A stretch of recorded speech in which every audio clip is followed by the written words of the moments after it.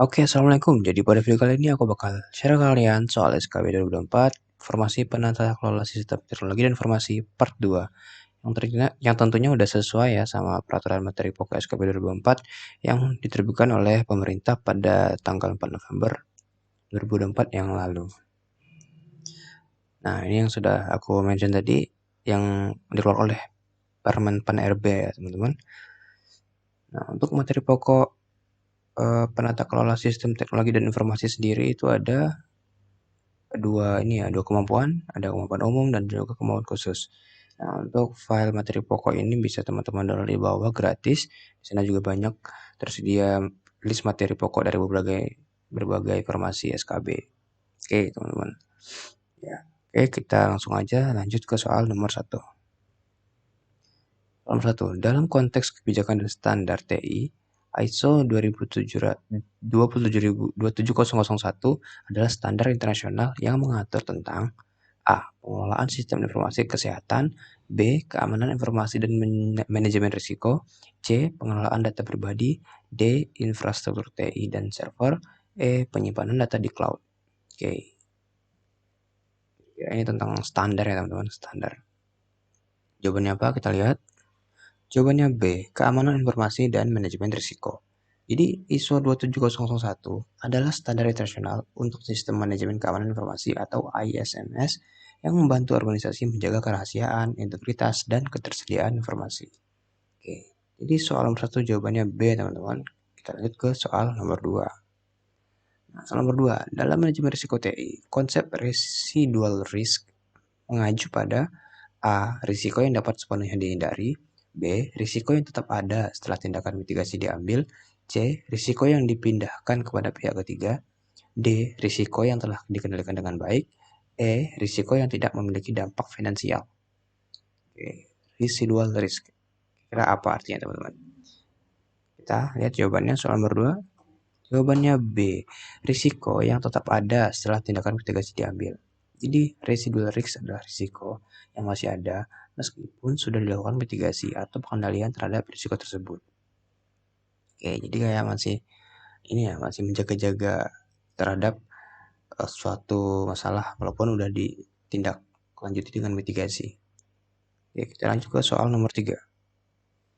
Soal nomor 3. Apa tujuan utama dari kebijakan data encryption dalam sistem keamanan TI? A. Mempercepat akses ke data. B. Mengurangi ukuran data. C. Menyembunyikan data agar hanya dapat diakses oleh pihak yang berwenang. D. Memperbaharui data secara otomatis. E. Mengurangi biaya penyimpanan data. Oke, jawabannya apa teman-teman? Dari data encryption. Kita lihat jawaban soal nomor 3. Jawabannya C. Menyembunyikan data agar hanya dapat diakses oleh pihak yang berwenang.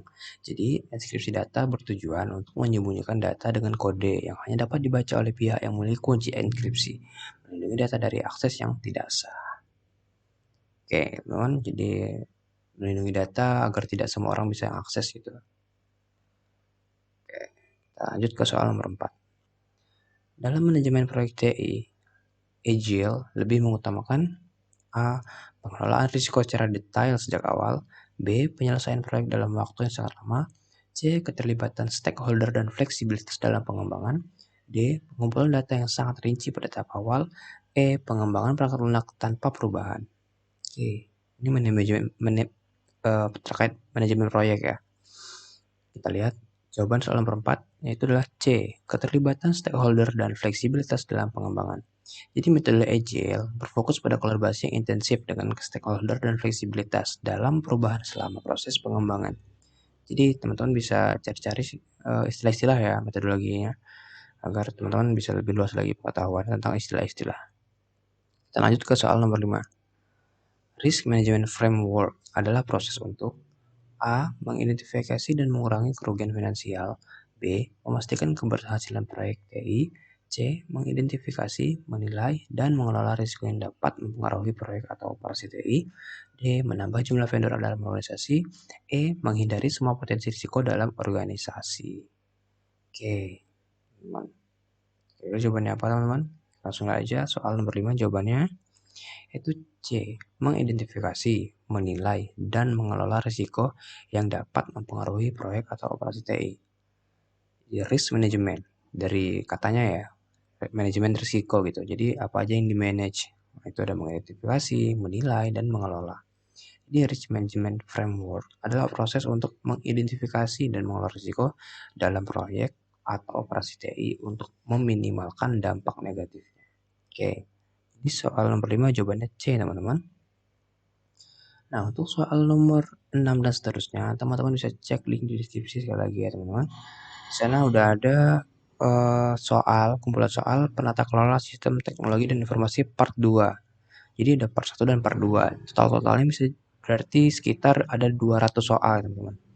Untuk teman-teman yang udah lihat yang part 1 bisa lanjut ke part 2. Untuk teman-teman yang belum jadi bisa langsung lihat dua-duanya aja. Jadi semakin banyak soal semakin teman-teman bisa terbiasa dan belajar ya dengan soal-soal tersebut.